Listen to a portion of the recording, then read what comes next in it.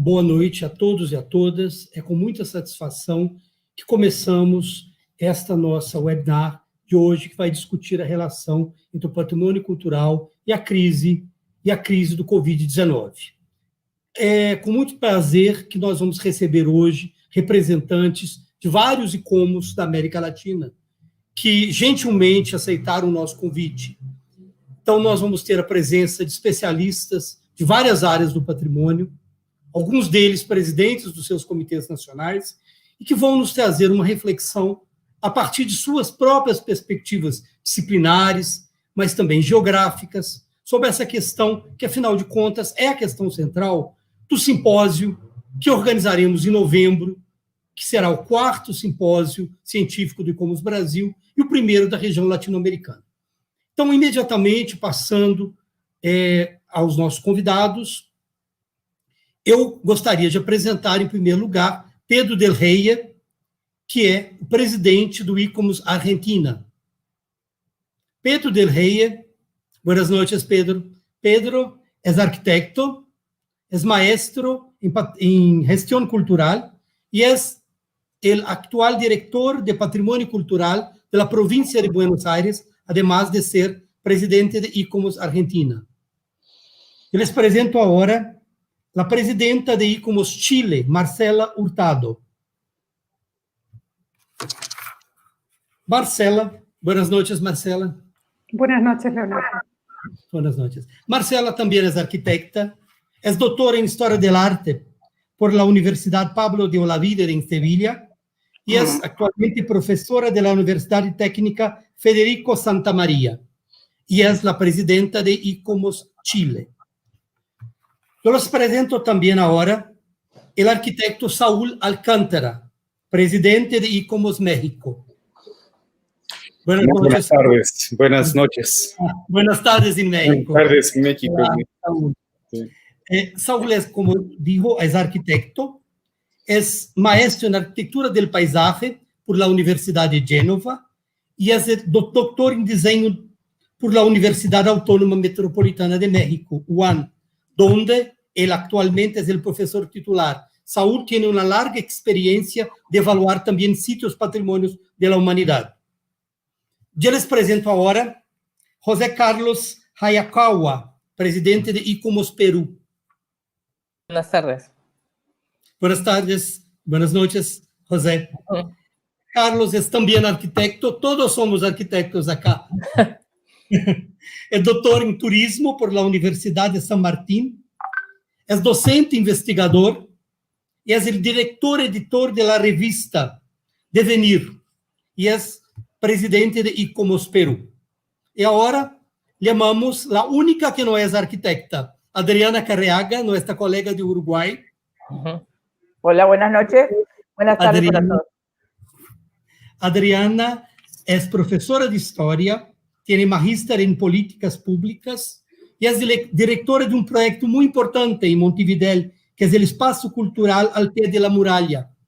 Y actualmente es miembro del Comité Administrativo de la Junta de ICOMOS Internacional. Bienvenido a todos y a todas. La idea de nuestro webinar es discutir la relación entre patrimonio y crisis. Cuando pensamos el año pasado en un tema para nuestro simposio, que sería el primer simposio de la región latinoamericana, que sería en mayo en Río, ya pensamos en esa cuestión, la relación patrimonio y crisis.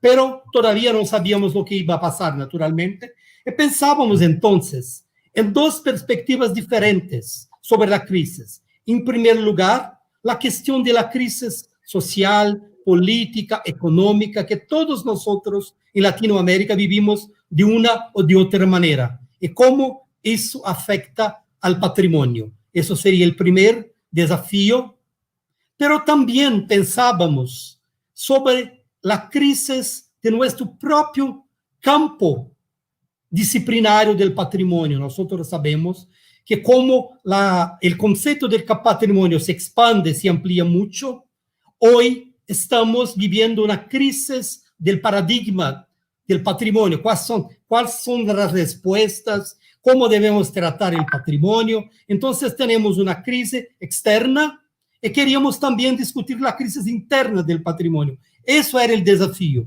pero no sabíamos todavía lo que iba a pasar. Ahora tenemos una tercera y muy grave crisis, que es la crisis con la pandemia del COVID-19, que nos coloca nuevos desafíos, nuevas cuestiones, que en alguna manera intensifican las crisis que ya vivíamos.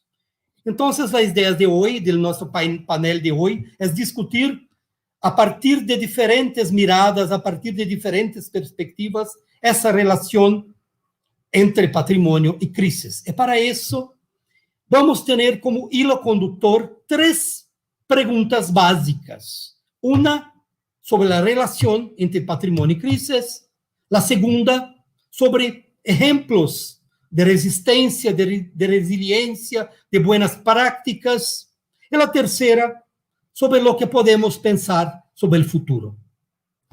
Entonces, los invito a pensarmos todos juntos esa primera cuestión. ¿Cuál sería, en su punto de vista, una posibilidad de pensarmos la relación entre patrimonio y crisis? En esa primera, vamos a hacer la orden alfabética. Vamos a empezar por Argentina. Entonces, Pedro, por favor.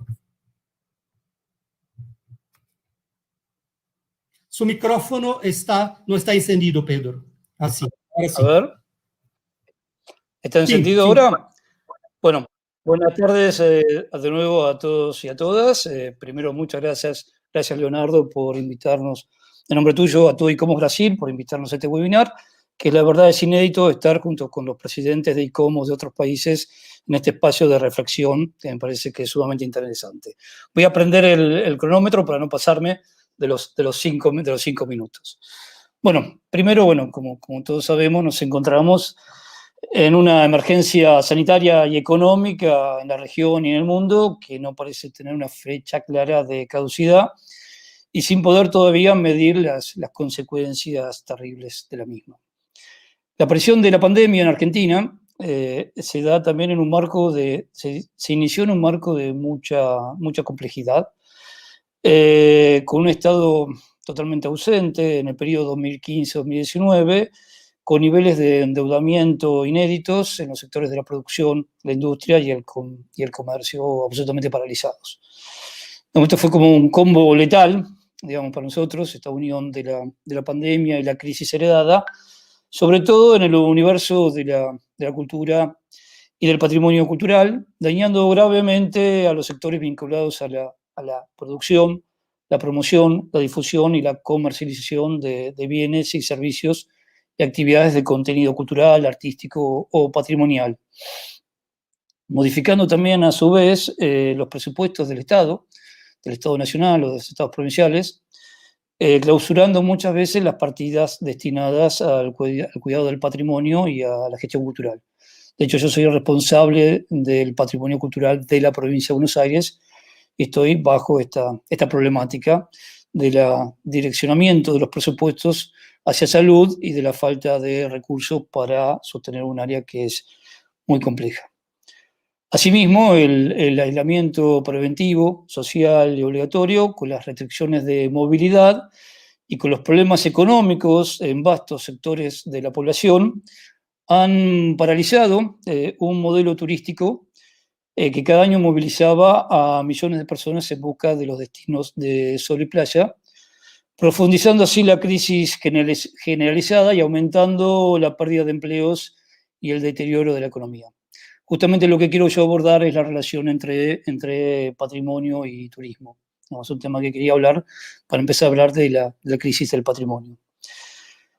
Probablemente porque estamos ante escenarios que son inciertos, con el inicio del desconfinamiento en las distintas fases y el acceso a lo que denominamos nueva normalidad, es que empecemos a diseñar nuevas estrategias para abordar la problemática del turismo y atenuar así las enormes pérdidas de este sector.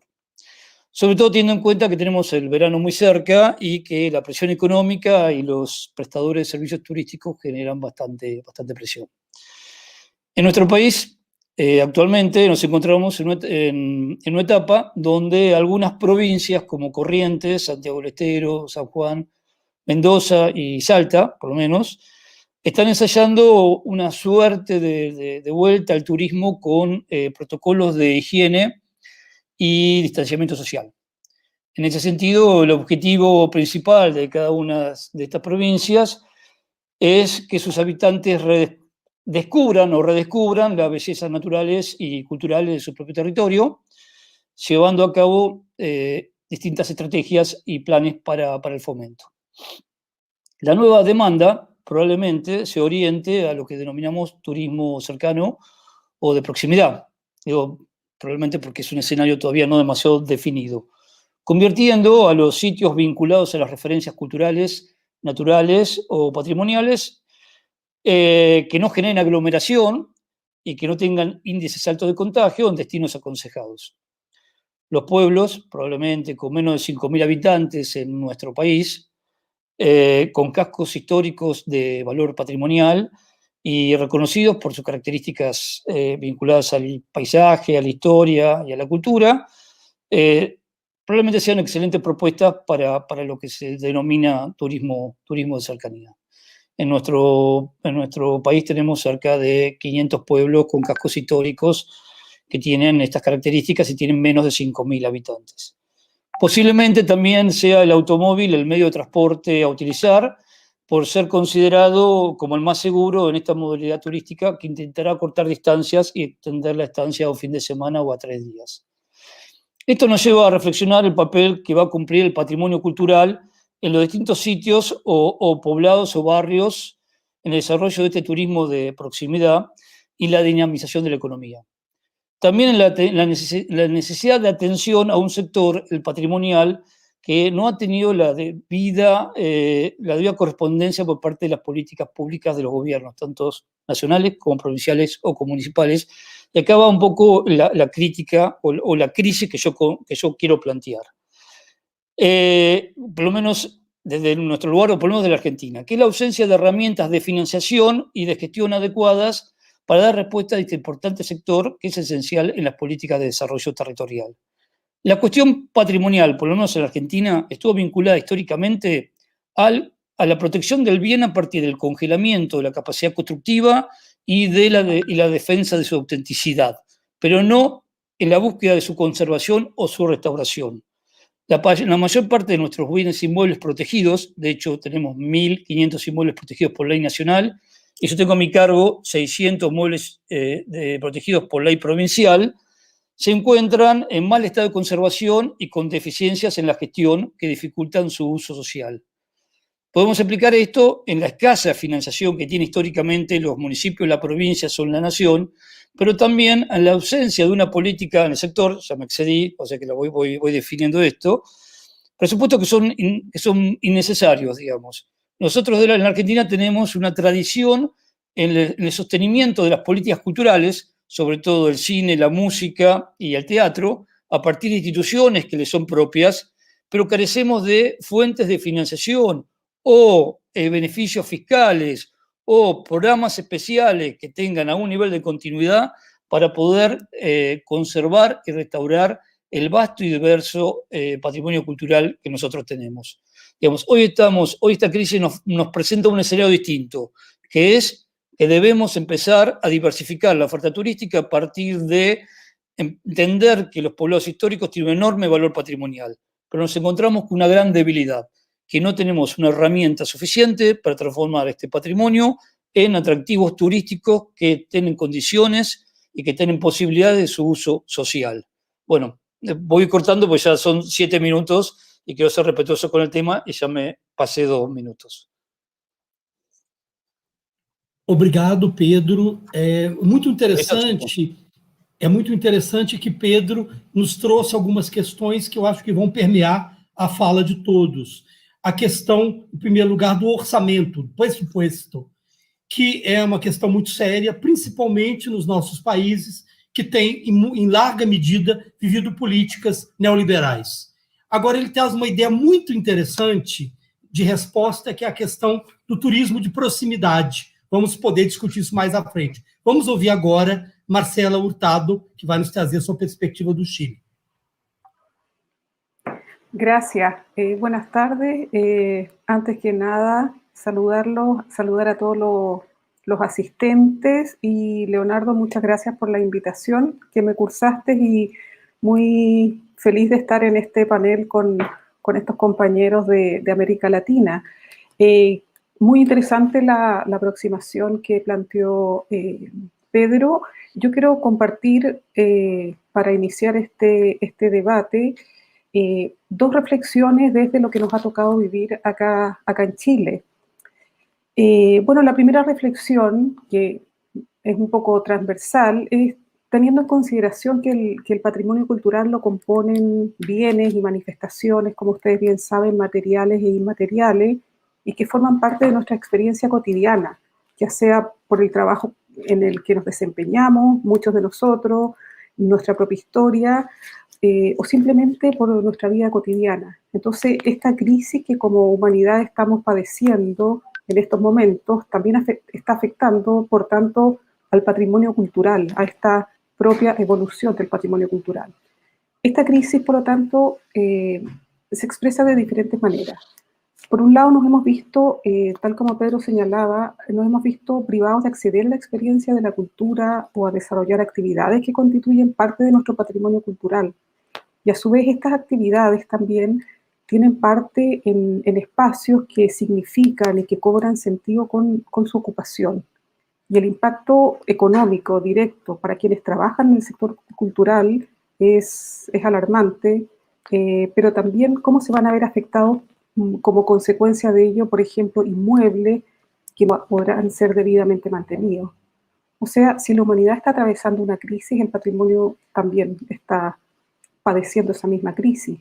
Y es importante visibilizarlo en términos tanto cualitativos como cuantitativos, de cara a los espacios que tengamos, especialmente de reflexión y de opinión en nuestros propios ámbitos locales, nacionales.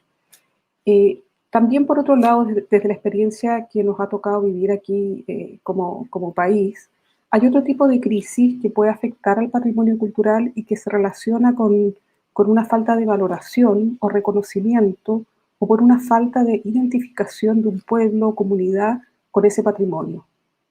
Esto último se puede deber a que no hay una validación o una visión compartida de lo que se entiende por patrimonio al interior de una comunidad y que tiene, sin embargo, una historia común.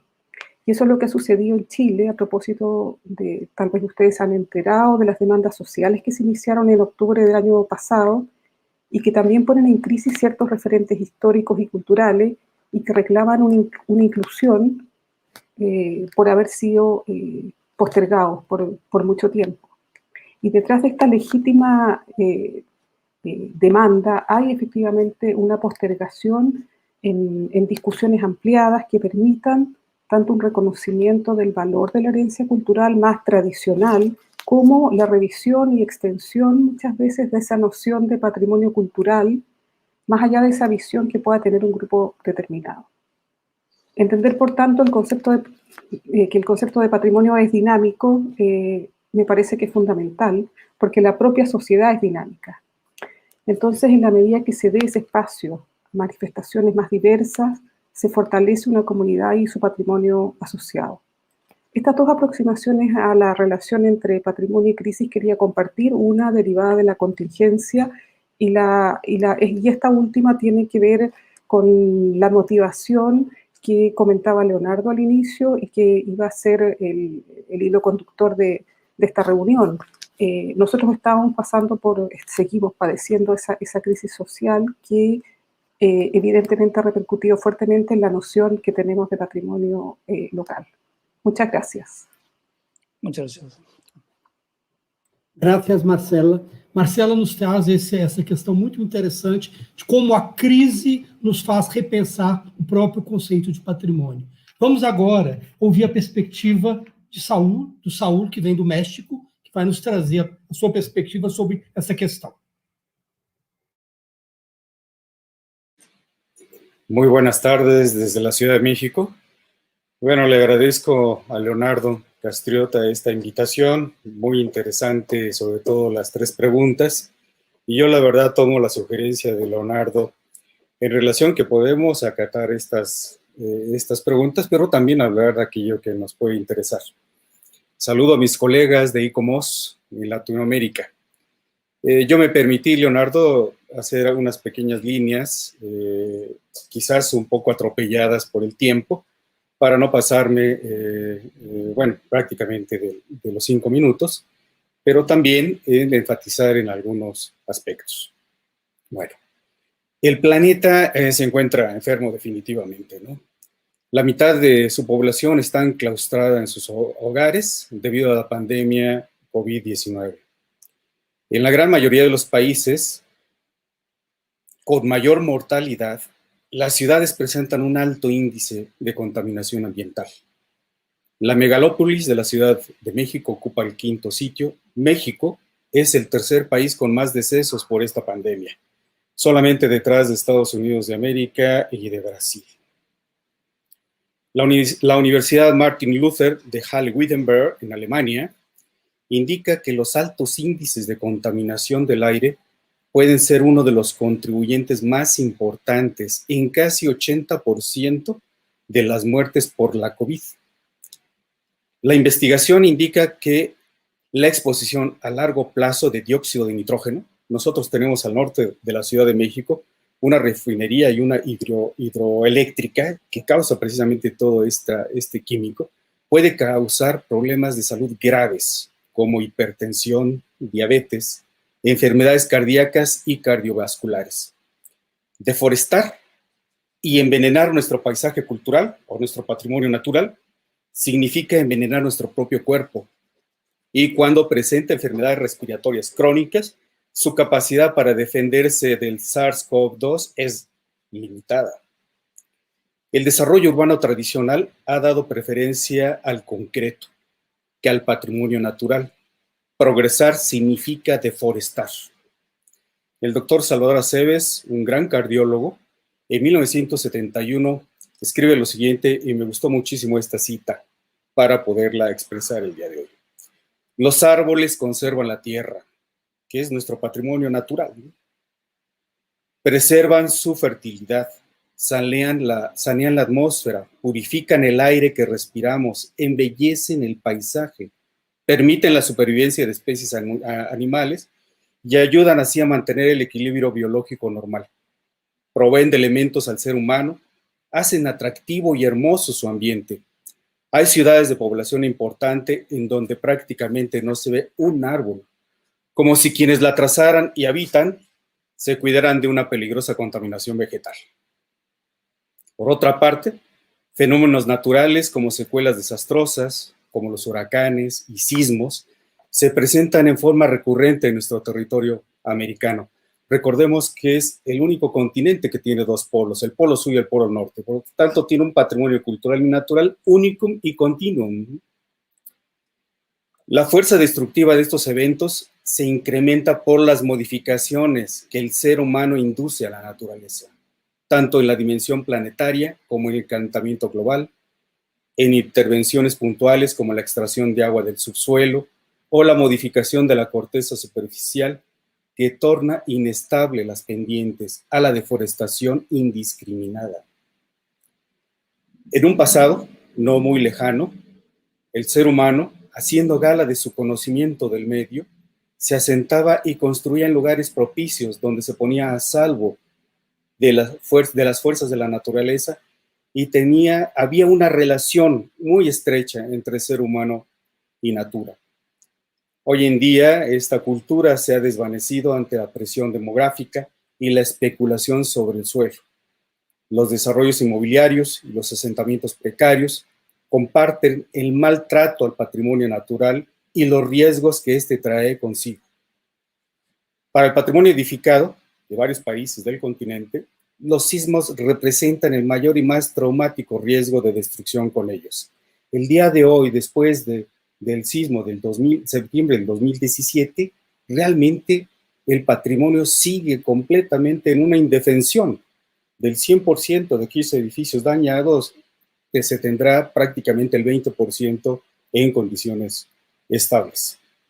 Los habitantes del centro de Ciudad de México hemos convivido desde la más remota antigüedad con los sismos, las inundaciones incluidas. La prudencia constructiva de los recintos prehispánicos cubiertos y la búsqueda de formas estables de las edificaciones simbólicas destinadas a la exaltación del poder y el desarrollo de las funciones religiosas sugieren una acumulación de experiencias y un entendimiento con los suelos que en esta región se mueve con tremenda energía. Los conquistadores y colonos europeos pronto sufrieron los efectos del desplazamiento horizontal del suelo, que echa por tierra a las edificaciones más osadas. Los claustros con arterias esbeltas tienen vida corta, las espesas columnas o pilastras en las que se estriban los arcos sobreviven a los temblores y se establece como normal. Las naves con bóveda de cañón corrido que cubren los templos empujan a los muros en los que se asientan desde el momento de reiterar el encofrar. Y esto voy para la tercera pregunta que nos hizo Leonardo, lo que es el futuro. Yo pienso que el futuro está realmente en el conocer nuestro pasado edilicio. Con los esfuerzos sísmicos pierden su geometría original. Para contrarrestar estos efectos, los constructores virreinales engrosaban los muros, levantaban contrafuertes externos y arcos fajones que pretenden soportar las pesadas bóvedas o bien construyen capillas laterales en la intención de contener el coseo de las bóvedas. Hubo un sismo en 1999 en Puebla, México, que increíblemente después de 2 años, se restauraron más de 3.800 edificios, cosa que hoy es imposible de llevarlo a cabo.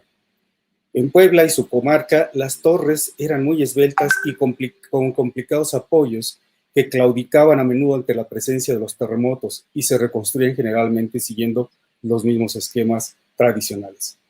Aquí la voluntad por lograr una forma que satisfaga los anhelos simbólicos priva la prudencia constructiva.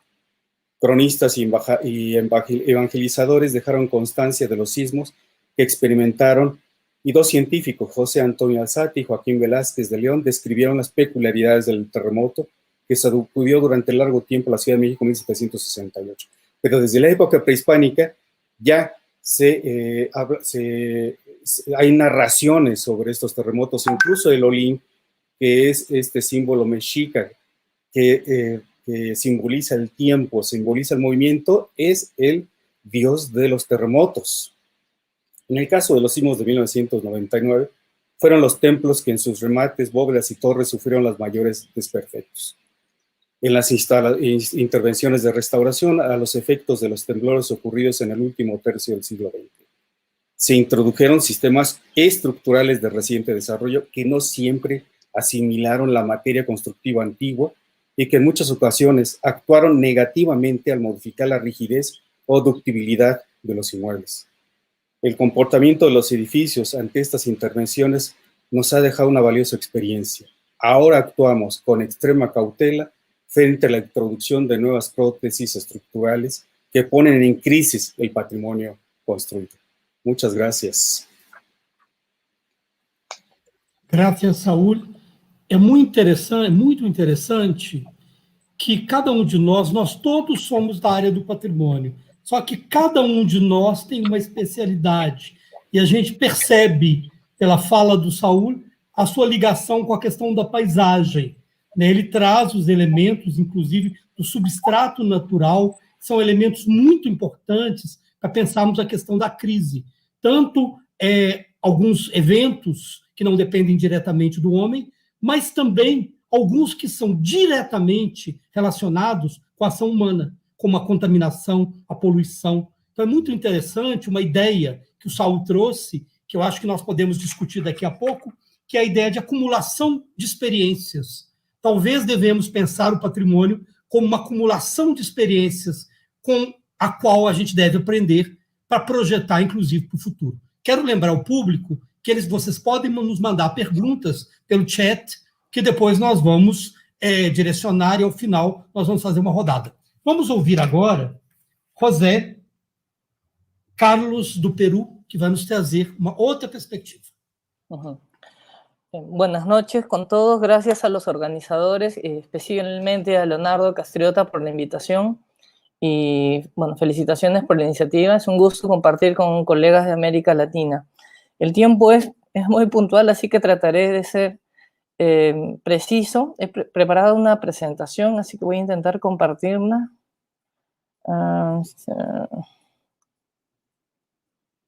Sí. Es muy breve, pero puede ayudarnos a plantear el escenario, ¿no? Esta oportunidad que nos plantean las tres preguntas permite darle continuidad a algunas reflexiones que he ido compartiendo en espacios académicos y profesionales de Perú y en algunos de América Latina, ¿no? Como algunos publicados, como en esta columna en internet, sobre el escenario del patrimonio y la crisis, justamente, ¿no? Y cómo el tema del COVID-19 nos permite replantear y generarnos algunas preguntas.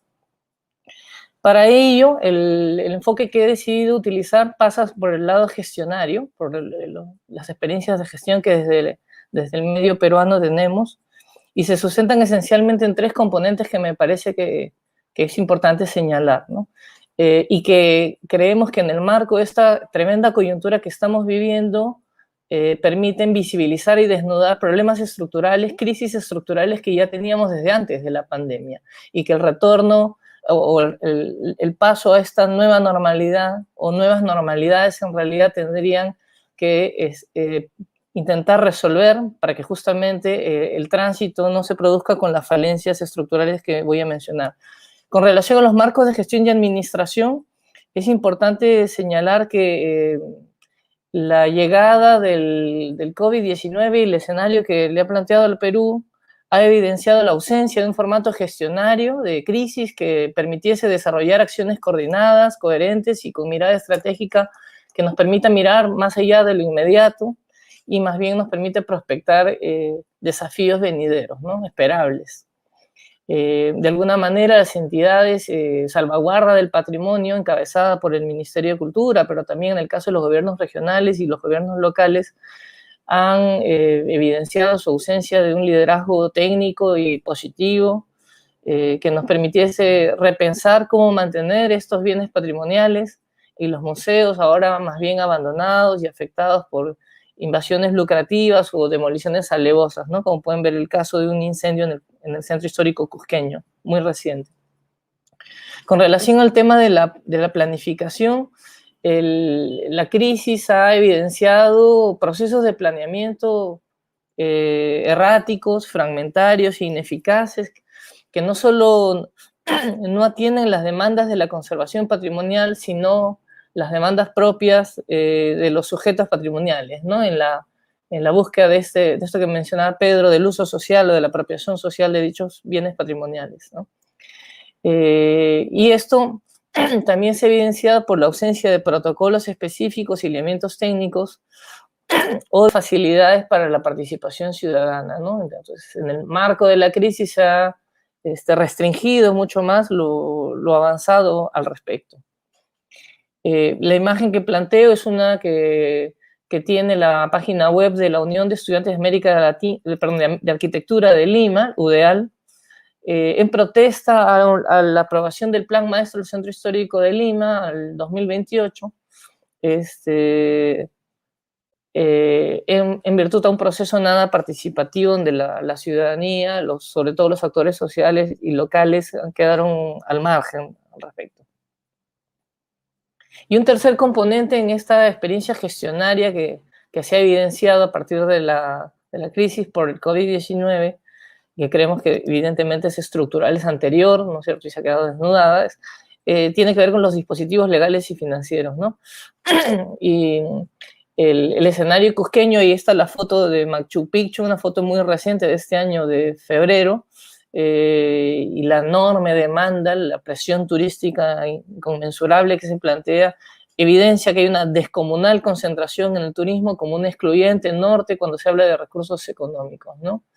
Hasta hace pocos años el famoso circuito sur, que se encontraba en la macrorregión sur, con centro en Cusco, concentraba más del 80% de la demanda turística del país, entonces había una desconcentración, un desequilibrio, una desarmonía tremenda en desmedro de la macrorregión sur y de las otras regiones también, ¿no? Esto no solo actualmente ha afectado, esta crisis, no solo ha afectado a los ingresos generables de los recursos directamente recaudados, de nuestros productos bandera, sino también a miles de trabajadores que han dejado de percibir ingresos, dejado de laborar en labores como conservación, investigación patrimonial, y a los negocios asociados directa e indirectamente a la dinámica turística. Un poco como Saúl también, me es imposible identificar estos componentes sin ir pensando en las siguientes preguntas, ¿no? Sobre los desafíos y los retos. Entonces, justamente, habrá que encontrar la manera de repensar cuál es el rol que debe adquirir el turismo y cuál es el modelo de desarrollo territorial y desarrollo social al cual aspiramos, de tal manera de poder superar estas carencias estructurales y ayudar a construir una sociedad ambientalmente más responsable, ¿no? Más equitativa, inclusiva y con un margen de participación que construya ciudadanía y donde las instituciones sean los líderes positivos de este escenario, ¿no?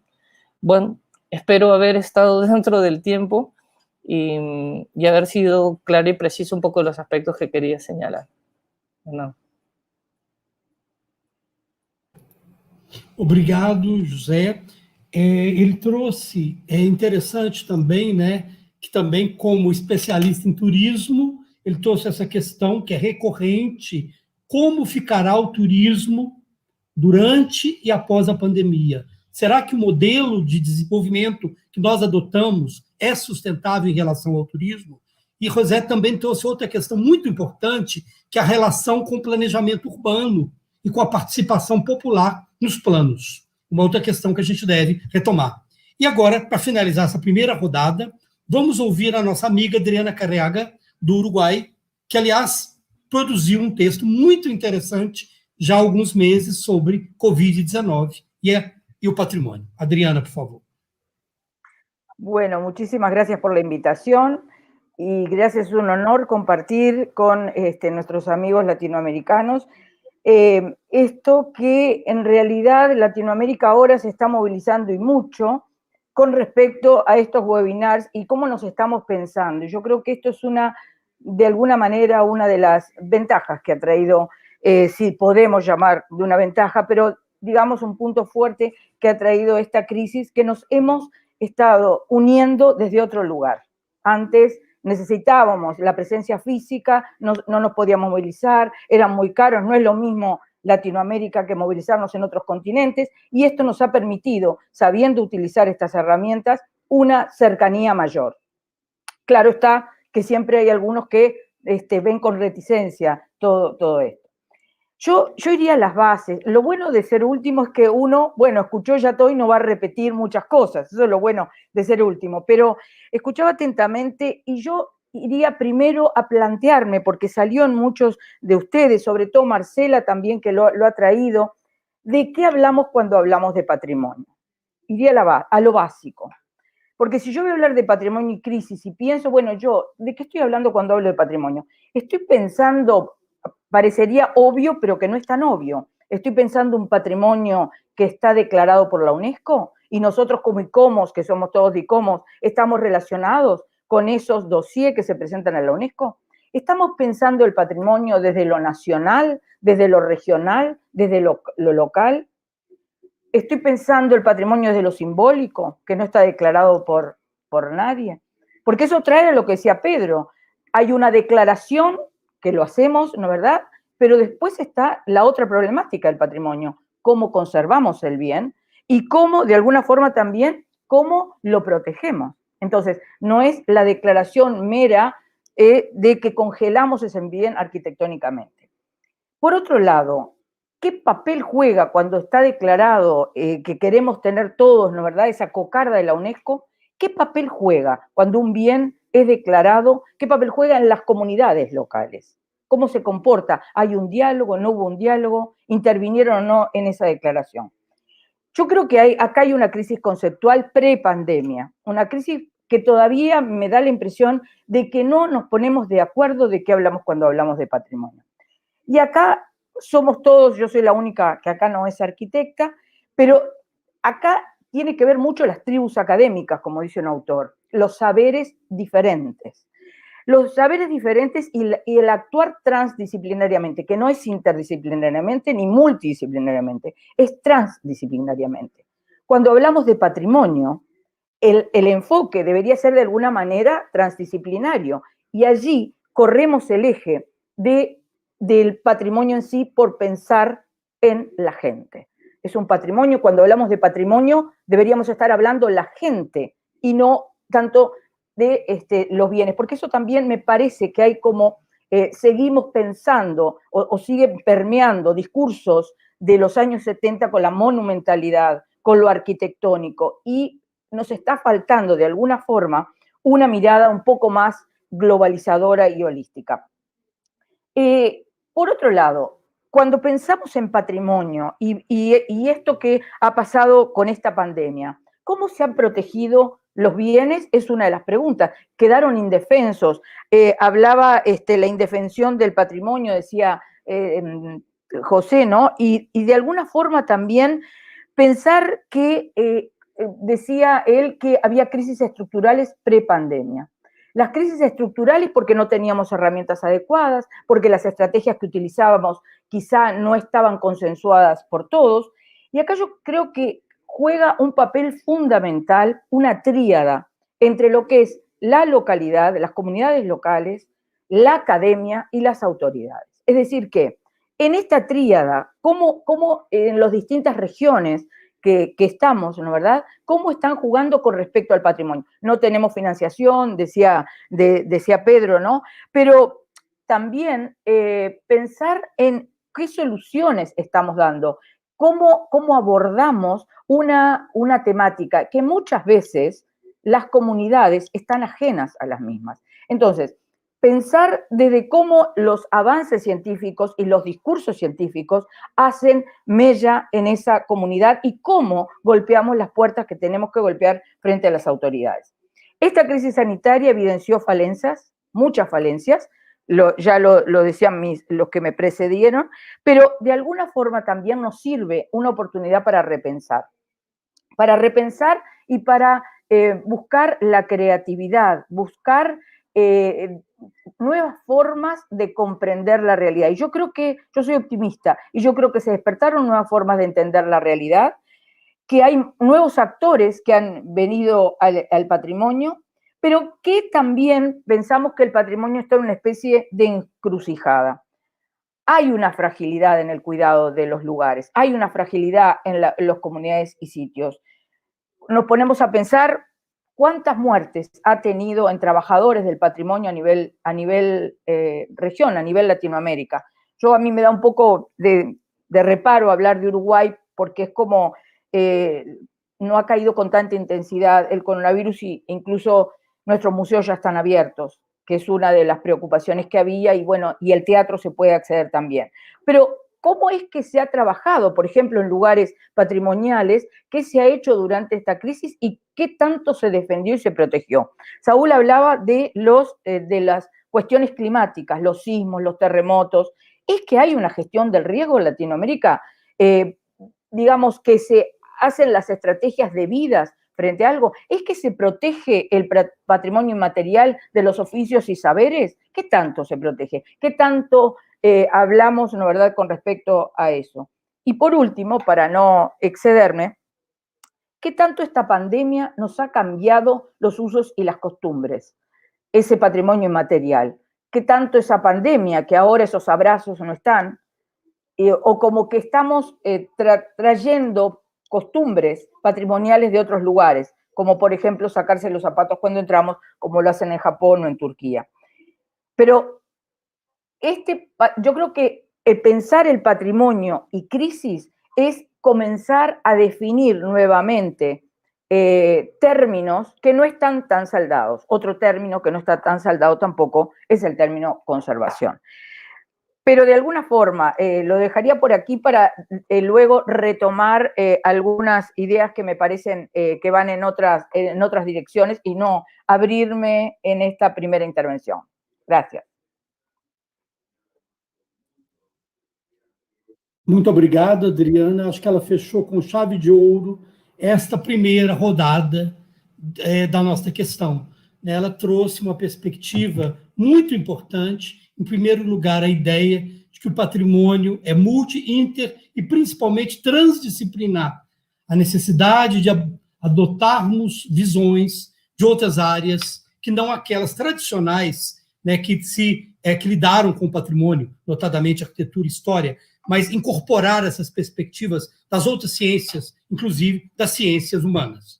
Eu acho muito interessante também quando a Adriana coloca essa questão da resposta. Que resposta que cada um de nós, cada um de nossos países tem dado a essa crise que, na verdade, tem mostrado, tem exposto crises já pré-existentes. A crise sanitária, por exemplo, da América Latina já é conhecida. Ela se agravou com o Covid, mas ela não foi inventada pelo Covid. E assim, outras crises que temos. Questão da governança. Então, vamos passar agora, então, imediatamente para tentar, né, abordar sob uma outra perspectiva, que é, será que podemos pensar em alguns exemplos de resiliência e de boas respostas ante a crise do Covid? Agora nós vamos inverter a ordem, vamos fazer a alfabética ao contrário e vamos começar por onde terminamos. Vamos começar pelo Uruguai. Então, Adriana, de novo. Bueno, yo pensando ejemplos de resiliencia, pensando, bueno, esta palabra que está tan de moda, esa resiliencia, la capacidad de dar respuesta frente a algunos golpes, ¿no verdad? Y que nos pasa también a nivel personal y en la vida. La gente en este momento, en la crisis, consumió muchos bienes culturales. Yo diría que, por ejemplo, en caso de música, ¿qué nuevos escenarios surgieron espontáneamente en los balcones, digamos, en los lugares menos pensados?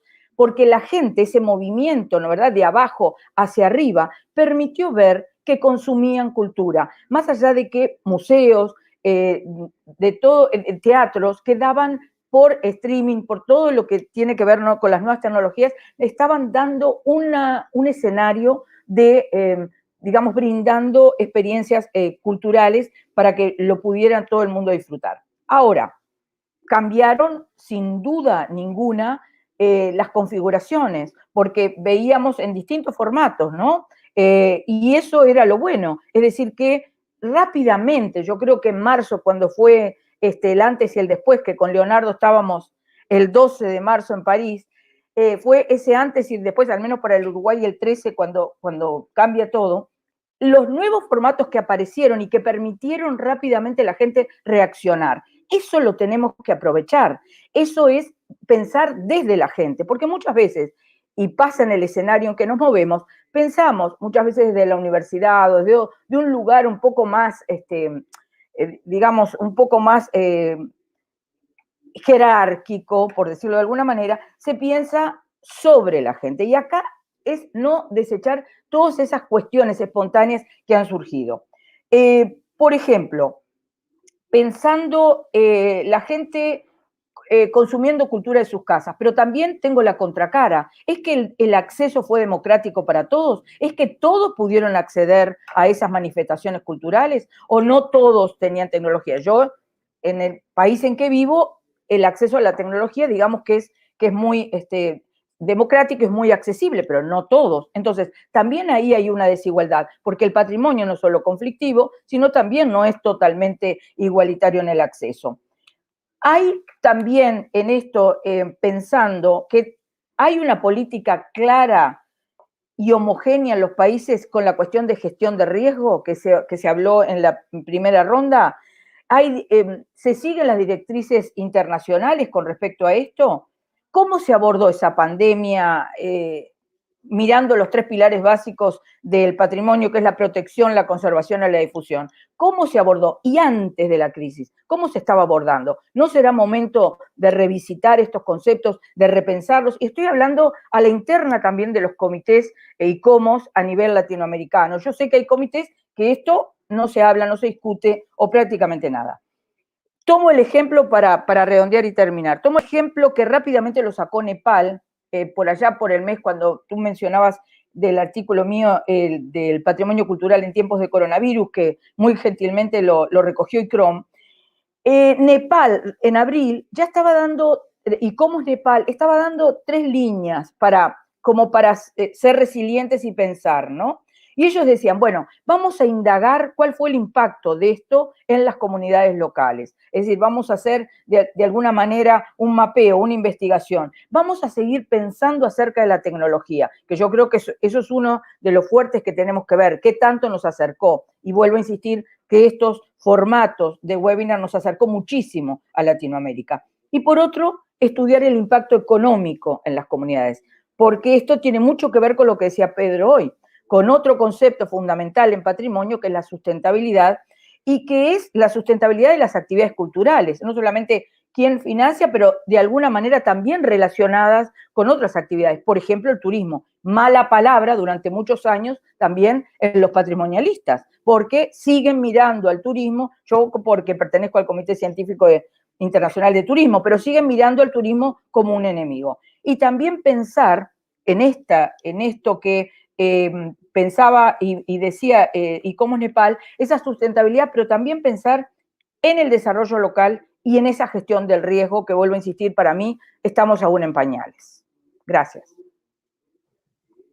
Obrigado, Adriana. Começamos bem essa segunda rodada.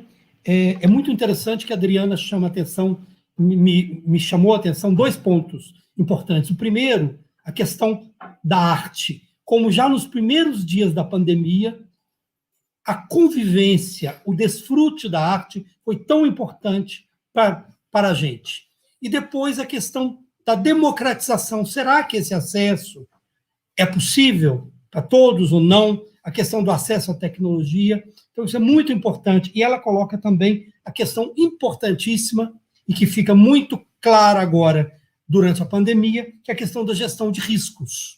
Vamos ouvir agora José, do Peru, para nos falar um pouco sobre esses exemplos.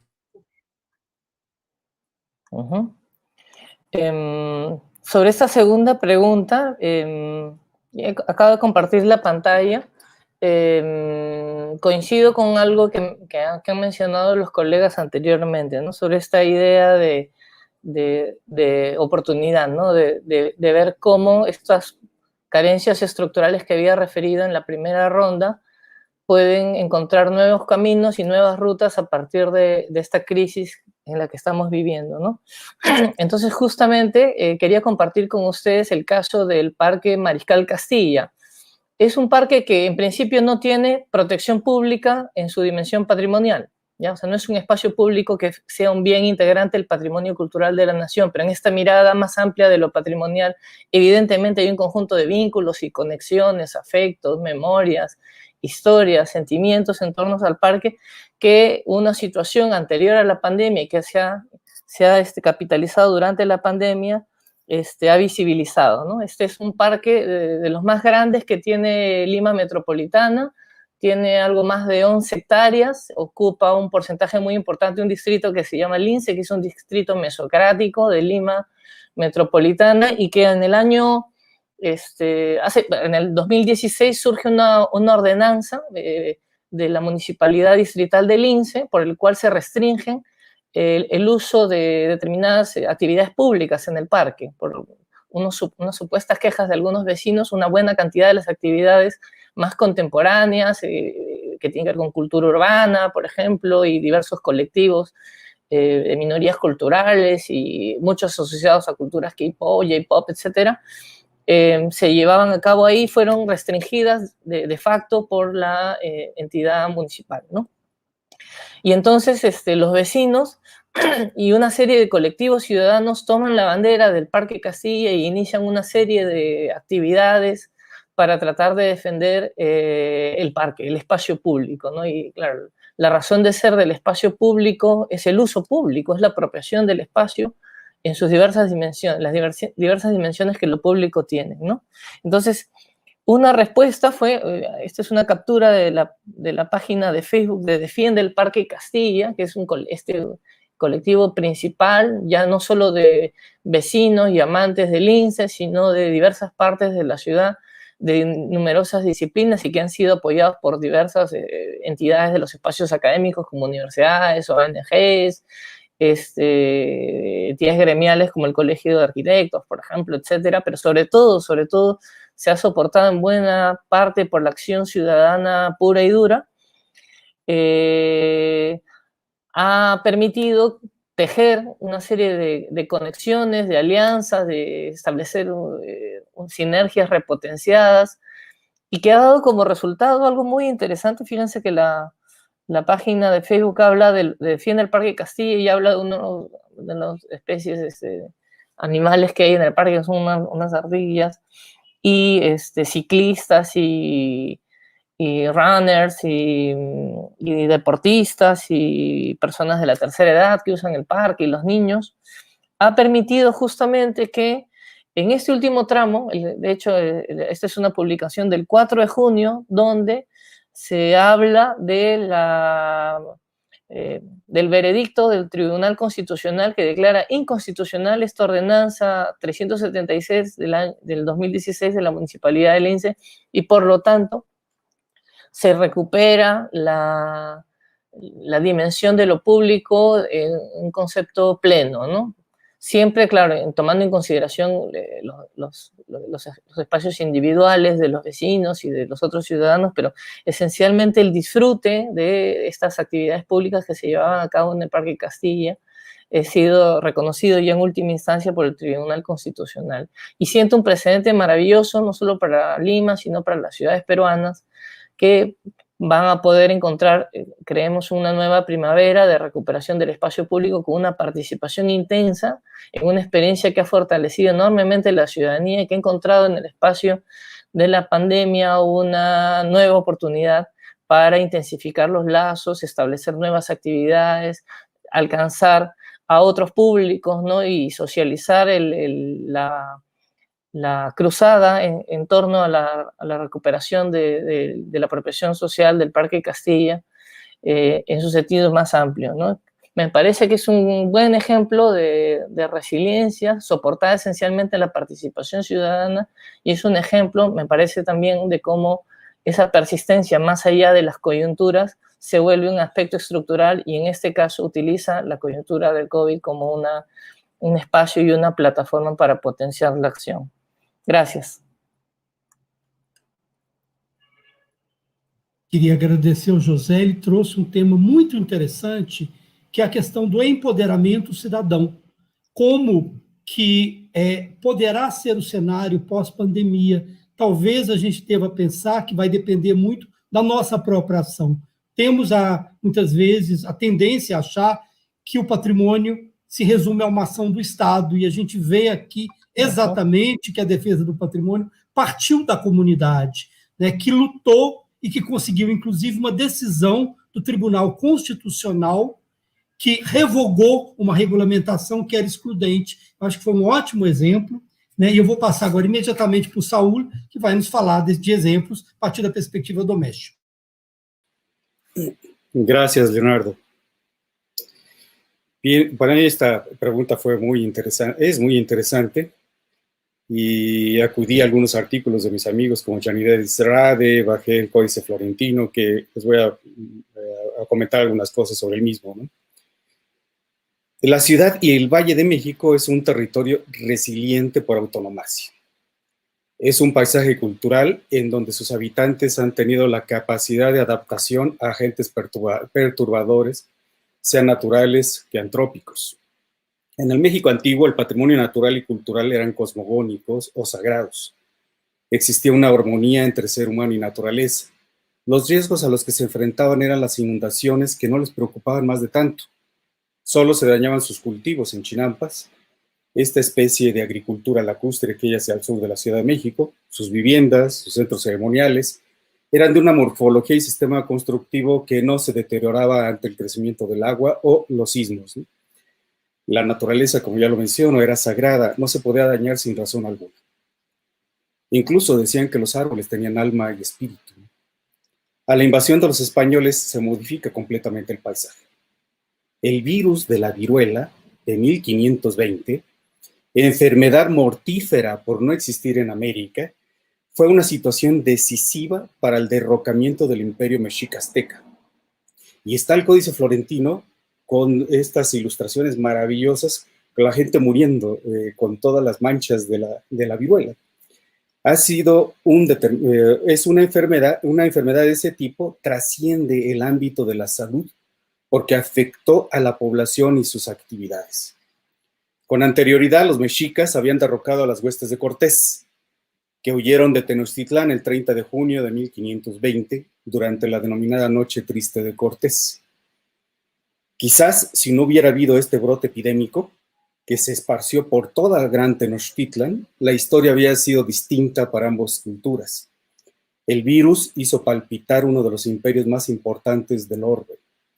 Llaneredis Rade escribe que la Huizahuatl, o lepra grande, como la denominaban los indígenas, porque producía erupción de pústulas, abatió su salud, pues no tenían defensas, y los mermó también anímicamente.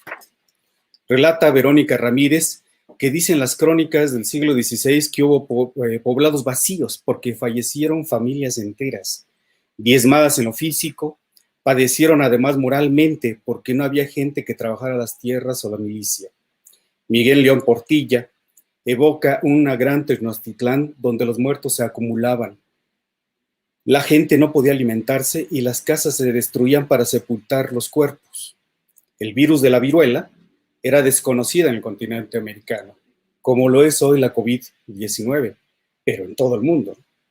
Sin anticuerpos, los indígenas sucumbieron, mientras los españoles superaban el virus, que para ellos no era extraño. Para los mexicanos antiguos, la veloz propagación de la viruela representaba un misterio por su concepción mágico-religiosa de los mexicas aztecas. Por otra parte, Ramírez Ortega indica que las enfermedades contagiosas, plagas y lo que afecta a la salud de una comunidad se imputaban a una punición del dios Tezcatlipoca, espejo amante, dios de la guerra, y representado en el árbol Salix bonplandiana. La epidemia de la viruela alcanzó a uno de los más importantes gobernantes del imperio mexica, a Cuitláhuac. Guevara Flores concluye que para Cortés es una ventaja enorme y menciona: Dios les ha permitido reformular, retomar fuerzas e ir con todo, y es cuando se da el asedio y la toma de México Tenochtitlan. Por otra parte, Federico Navarrete escribe que los choques epidemiológicos han debilitado a las sociedades indígenas antes y después del contacto con los colonizadores. Facilitaron su sometimiento militar y luego la consolidación del dominio virreinal sobre las sociedades profundamente afectadas por la muerte de gran cantidad de sus miembros. Algunas estimaciones afirman que en el caso de Mesoamérica, las epidemias sucesivas que golpearon a la población en el siglo XVI provocaron la muerte de entre el 70 y 90% de la población. Por lo tanto, México no solamente sufrió un choque cultural, sino epidemiológico. Guevara Flores afirma que la viruela, erradicada en los años 80 del siglo pasado, fue la primera epidemia, yo diría la pandemia de América. De esta manera se funda la ciudad virreinal con los principios de León Battista Alberti, se divide la ciudad en 4 barrios, los españoles se asientan en el centro de la ciudad, en la periferia a los esclavos negros y a los indígenas les dejaron el agua donde construyeron chinampas. La Ciudad de México sufrió una inundación en 1629. La ciudad permaneció inundada durante 5 años, de 1629 hasta 1634, por lo que se destruyó la ciudad del siglo XVI. Inicia la reconstrucción en estilo barroco, posterior a la independencia la ciudad se transforma en neoclásica. Para el siglo XX la ciudad se encuentra ya prácticamente en tierra firme, desaparecen los 5 lagos y modifican completamente todo aquel paisaje lacustre señero. A lo largo del palimpsesto de la Ciudad de México se aprecia la capacidad del mexicano de adaptarse a todas las situaciones adversas que modifican su calidad de vida. Muchas gracias. É muito interessante porque o Saul nos traz uma perspectiva histórica da questão da epidemia e da pandemia, como que nós, nas Américas, sofremos já esse tipo de contato com vírus desconhecidos. No caso brasileiro, isso foi dramático, com a chegada dos portugueses, grande parte da população indígena foi dizimada porque não tinham anticorpos para doenças, às vezes, comuns entre os europeus, como a gripe, para não falar da varíola.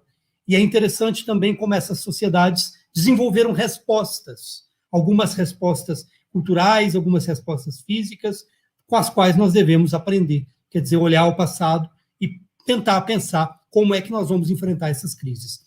Vamos ouvir agora Marcela, né, do Chile. Gracias. Sí, frente a la pregunta de aportar ejemplos de resiliencia, bueno, lo primero, decir que una sociedad resiliente es una sociedad que previene, mitiga y responde frente a un evento catastrófico. Y en el caso que estamos viviendo ahora del COVID-19, estamos aún inmersos en esa crisis sin antecedentes que hubieran permitido justamente como sociedad haber prevenido o haber mitigado. Estamos dando respuesta sobre la marcha. Sin embargo, creo que sí cabe como ejemplo de resiliencia referirse a estas iniciativas que Adriana mencionaba, que han surgido para acercarnos de alguna forma a la cultura. Toda esta habilitación de recursos asociados a herramientas digitales que han aparecido de parte de museos, bibliotecas, centros culturales principalmente, y que ha permitido acercar, si bien es cierto, no a toda la población, sí a un grupo importante, a experiencias culturales en nuestras propias casas. Y también a esto que también refería Adriana del sinnúmero de eventos, de encuentros como este mismo que estamos viviendo en este momento, de encuentros virtuales, ha permitido también sin duda una participación más extendida y paradojalmente nos hemos acercado. Y si bien es cierto, esto no sustituye la experiencia directa de los espacios culturales y de los bienes o la dinámica de un encuentro en vivo, creo que sí ha posibilitado avanzar en experiencia y en conocimiento.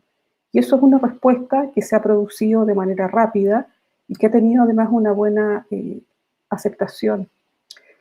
Y yéndonos un poco a otros contextos, creo que siempre se pone como ejemplo de una sociedad resiliente a Japón por la cultura de prevención que ellos han desarrollado, dado el historial de catástrofes que han sufrido, y que se funda principalmente en una sociedad informada, coordinada y capacitada, por un lado, y por otro lado también esto acompañado de una infraestructura debidamente habilitada para enfrentar escenarios de riesgo.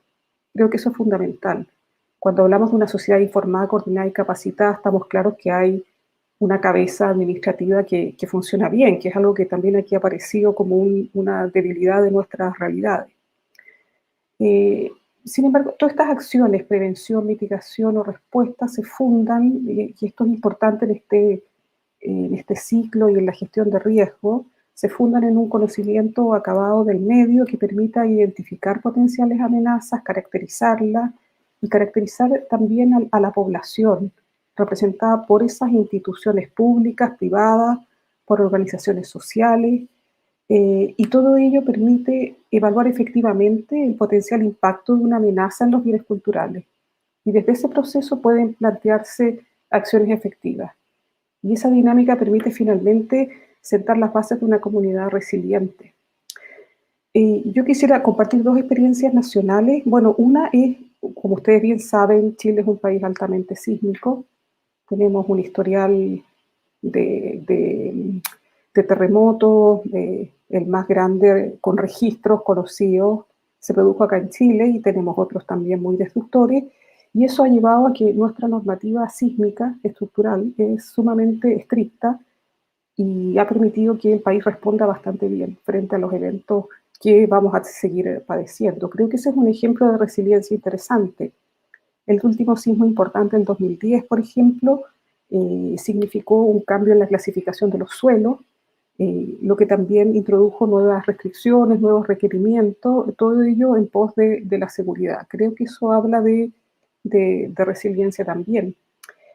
Y dado que ha aparecido el tema de la gestión de riesgo de desastre, les quiero contar que en este momento, como Comité Chileno de ICOMOS, estamos participando en una mesa nacional que está abordando el tema de gestión de riesgo, de desastre y patrimonio para ser incluido en la Política Nacional de Gestión de Riesgo de Desastre.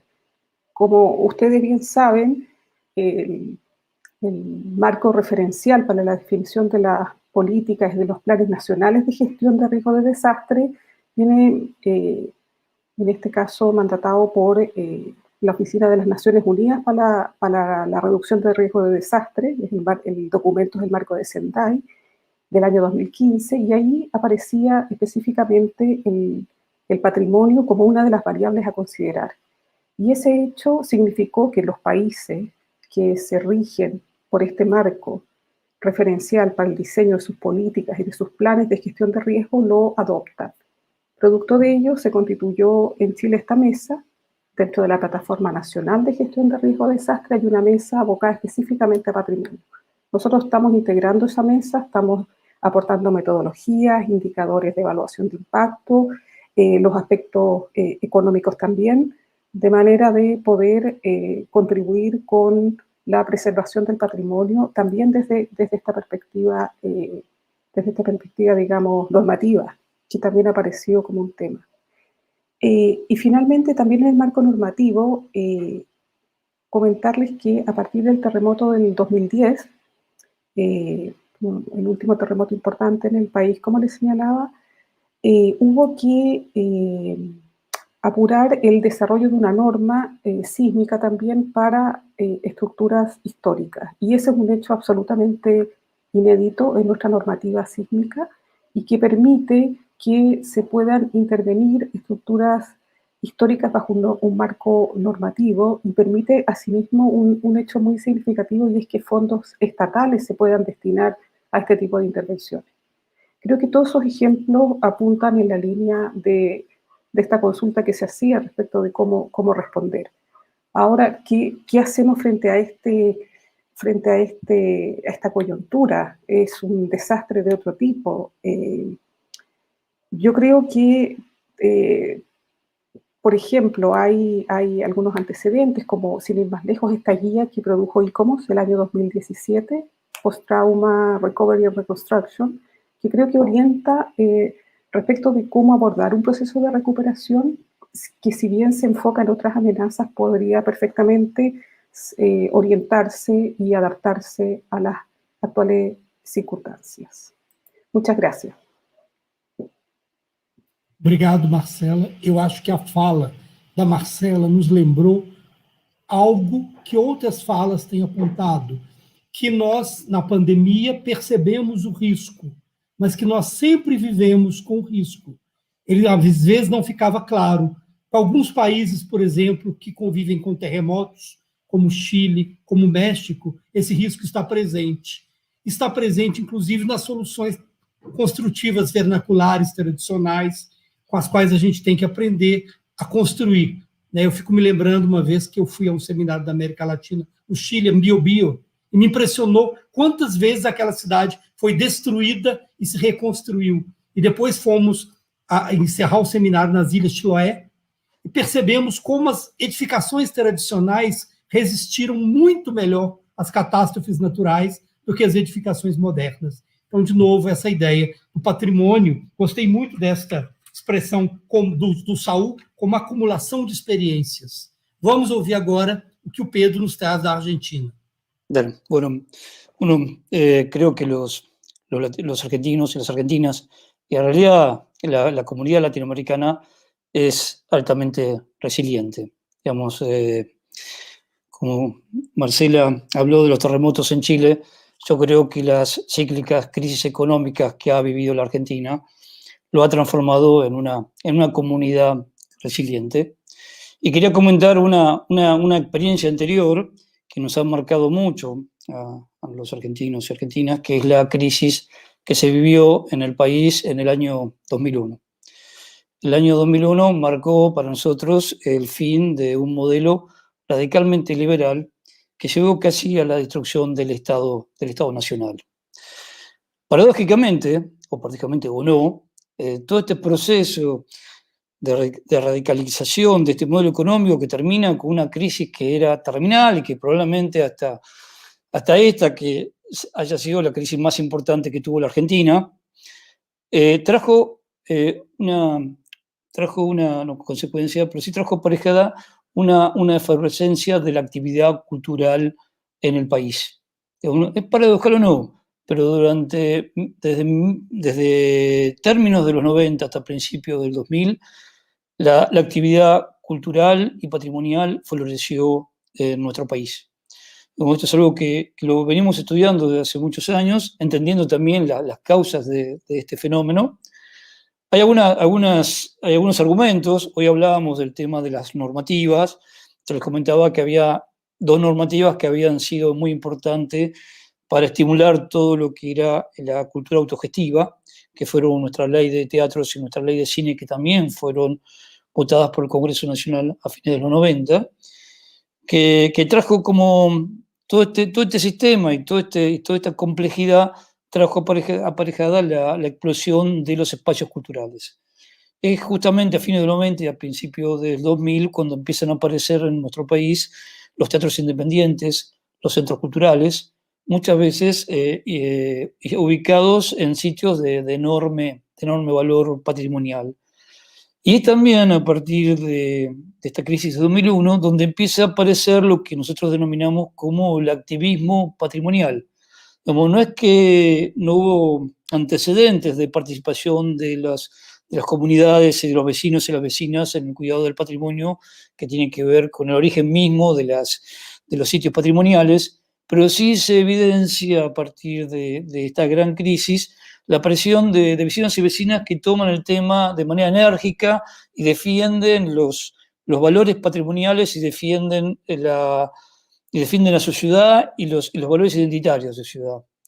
Esto es algo que se dio en nuestro país, sobre todo entre el periodo a partir de 2004-2010, de la aparición en todo el territorio, en las distintas ciudades, de distintas organizaciones, como ha sido en la Ciudad de Buenos Aires Basta Demoler, como ha sido en La Plata defender La Plata o defender el patrimonio, como han estado en Mendoza, en San Juan, en Córdoba, que han defendido el derecho a tener una calidad de vida, una ciudad sostenible, un patrimonio natural y cultural. Esto motivó, entre otras cosas, a la actualización en muchas ciudades de todo el sistema normativo, que es la otra gran carencia que ha tenido el tema patrimonial en nuestro país. Hoy hablábamos en la primera intervención del tema de financiación. Toda esta participación ciudadana ha tenido mucho que ver en nuestro país con la actualización normativa. De hecho, Basta Demoler fue la que promovió una famosa ley en Buenos Aires que prohibía demoler un bien antes de 1940 si no tenía antes un informe de una serie de expertos del patrimonio. A lo que voy, a grandes crisis, grandes soluciones. Somos una comunidad resiliente. El pueblo latinoamericano es un pueblo que ha logrado sortear crisis económicas, dictaduras militares, terremotos, y probablemente también tenga la fuerza necesaria para superar esta crisis económica. Así que bueno, quería comentar este antecedente que me parece válido, que fue nuestra anterior crisis económica y cómo la cultura se transformó en una herramienta o un instrumento de producción, de sentido. Bueno. Obrigado, Pedro. Maravilhoso. Eu acho que fechamos também muito bem esse segundo bloco. Pedro trouxe uma consideração que, ao meu ver, é essencial. A gente está vendo como nós, latino-americanos, sempre fomos resilientes. Resilientes desde a resistência aos vírus europeus, a conquista, a destruição dos nossos povos originários, das nossas cidades. Resilientes em relação a fenômenos naturais, como terremotos, né, como terras difíceis de ocupar. E, finalmente, eu acho que o Pedro coloca na mesa uma questão que é muito séria. Nós somos resilientes frente a más políticas públicas, principalmente aquelas de extração, me permita dizer, neoliberais, que muitas vezes arrasam os nossos países como terremotos. Pedro lembrou muito bem a experiência da Argentina em 2001, que foi impactante, porque foi, em certa medida, uma maximização de várias crises que nós, na América Latina, vivemos. me lembro que naquele momento me relataram uma experiência interessantíssima da Argentina, que lá há uma cultura teatral muito forte e que naquele momento em que a crise econômica era fortíssima, os teatros se mantiveram abertos. E as pessoas, se pedia às pessoas que pagassem o que elas pudessem. Não havia, em muitos casos, um ingresso fixo, mas a ideia era manter os teatros em funcionamento para que, passada a crise, não se tivesse destruído aquela estrutura cultural tão característica da Argentina, né? Então, eu acho que é um exemplo fantástico de resiliência, como que nós, a partir da ideia do empoderamento cidadão, então aí eu acho que isso faz eco com a fala do José, que nos trouxe uma experiência do Peru, e Pedro nos lembra o Basta Demoler, que é uma iniciativa cidadã que conseguiu, inclusive, mudanças legislativas importantes. Então, com isso, eu acho que trouxemos muitos bons exemplos, e agora vamos passar para a rodada final, e aí eu peço para que cada um já faça as suas considerações finais, porque temos, infelizmente, pouco tempo, mas como é que a gente pode ver os cenários de futuro? Sei que é uma coisa difícil, mas como podemos pensar o futuro do patrimônio, o nosso futuro? Vamos começar agora, não em ordem alfabética, mas em ordem geográfica. Vamos começar do norte até o sul. Vamos começar com Saúl, que vem da América do Norte. Gracias, Leonardo. Yo estaba esperando, como era el de en medio siempre, estaba en buen equilibrio. Esta pandemia ha generado una crisis económica muy grave en el mundo y en México. El 70% del presupuesto de operatividad del Instituto Nacional de Antropología e Historia se le ha retirado. El seguro que se tenía para monumentos, para cuestiones de desastre, ha desaparecido. Realmente el patrimonio que va a quedar en el abandono, tanto natural como cultural. Hay un decrecimiento enorme, 18% prácticamente del Producto Interno Bruto. Entonces, realmente lo que considero es que debemos recurrir a la sociedad, ¿no? A los organismos tradicionales que se encargan de tareas del interés colectivo.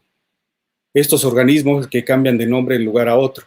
En nuestro país se les llama mayordomías, fiscalías, cofradías, que es donde se conglomera la gente para poder trabajar en conjunto sin recibir remuneración.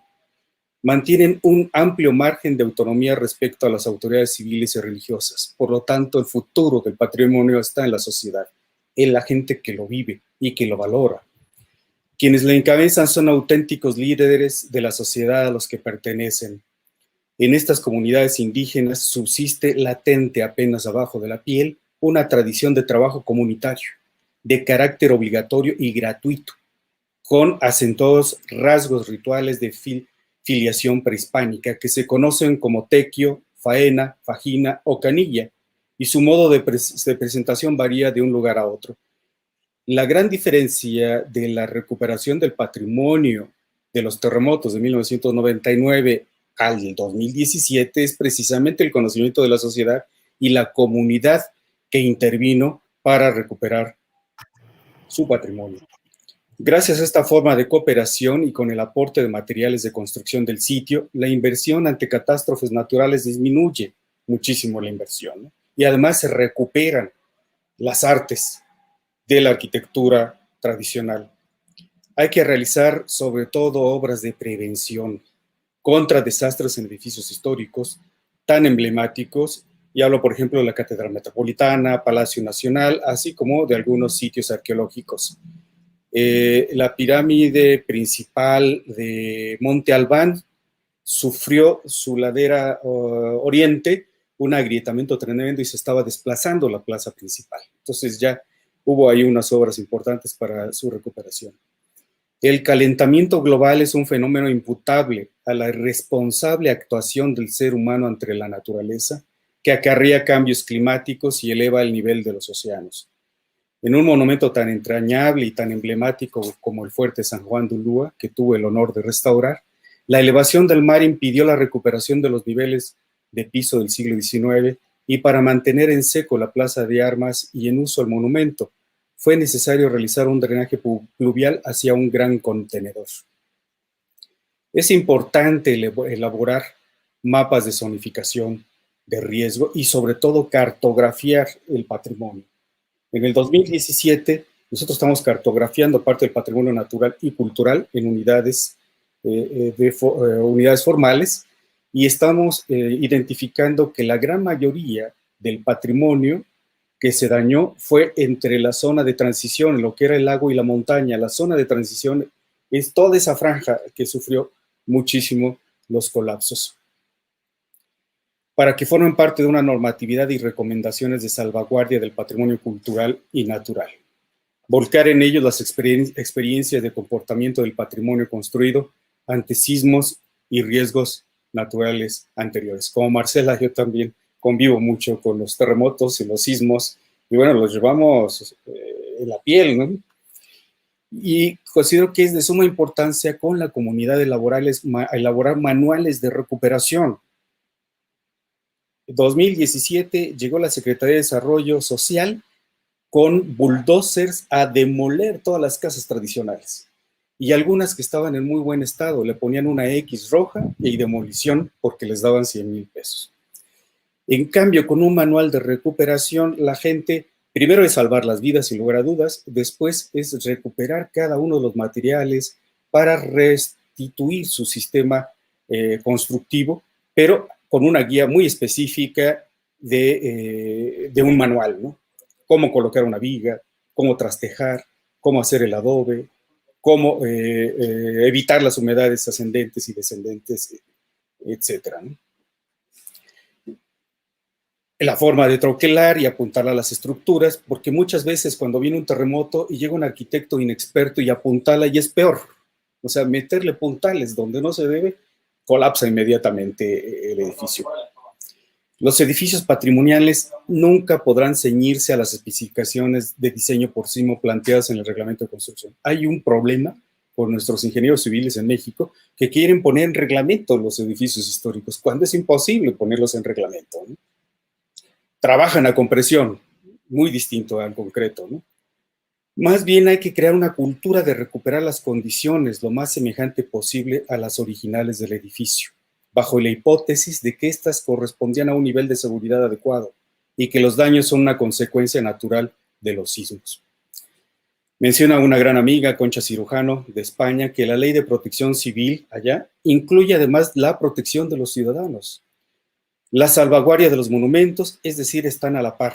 En la Ciudad de México esto no acontece. Por ejemplo, los dictámenes de protección civil llevados a cabo por mera observación son realizados por técnicos sin experiencia en estructuras tradicionales y sus dictámenes son tomados en consideración por los jueces que determinan el derribo de un edificio patrimonial. Es más, son gente que ni siquiera son arquitectos o ingenieros y deciden que se debe demoler de determinado edificio con valor histórico. Para salvaguardar la integridad de los ciudadanos, dicen que hay que demoler, pero sin un soporte técnico, como acontece en muchos edificios históricos, donde el deterioro es a causa de la incuria, abandono y falta de mantenimiento. Aprovechado por los especuladores de la construcción para demolerlos y construir un edificio anodino, con mayor aprovechamiento del uso del suelo. Por lo tanto, es imperante la capacitación profesional de estas instancias para que sus protocolos de intervención sean más coherentes con la conservación patrimonial. Por otra parte, es de suma importancia que los programas de desarrollo urbano se deriven los planes parciales de conservación del patrimonio cultural y natural, que contemplen la zonificación de usos del suelo, adecuados a las condiciones geotécnicas y a la morfología arquitectónica y urbana, para hacer énfasis en la conservación natural del territorio en contra de la urbanización salvaje de las grandes ciudades en el continente americano. Muchas gracias. Obrigado, Saul. Eu acho que ele traz muitas ideias interessantes. Uma delas me parece a ideia do manual, onde a gente recolheria as experiências que já temos com crises e catástrofes semelhantes para podermos utilizar em outros eventos. Vamos agora, pela ordem de norte a sul, vamos para o Peru, ouvir José.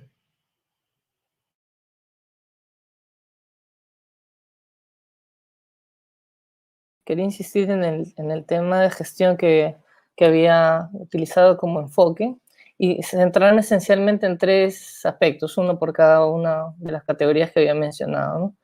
Con relación al tema de los marcos de gestión, creemos que es importante establecer una estrategia integral que apele, ¿no? Que realmente propongan un nuevo modelo de desarrollo mucho más equilibrado, territorialmente sostenible desde el punto de vista ambiental y donde el turismo adquiera un espacio importante pero no excluyente, como muchas realidades peruanas ha ocurrido, complementado por otras ofertas culturales que aprovechen de manera diversificada y creativa la economía y la cultura y propicien la construcción de nuevos públicos.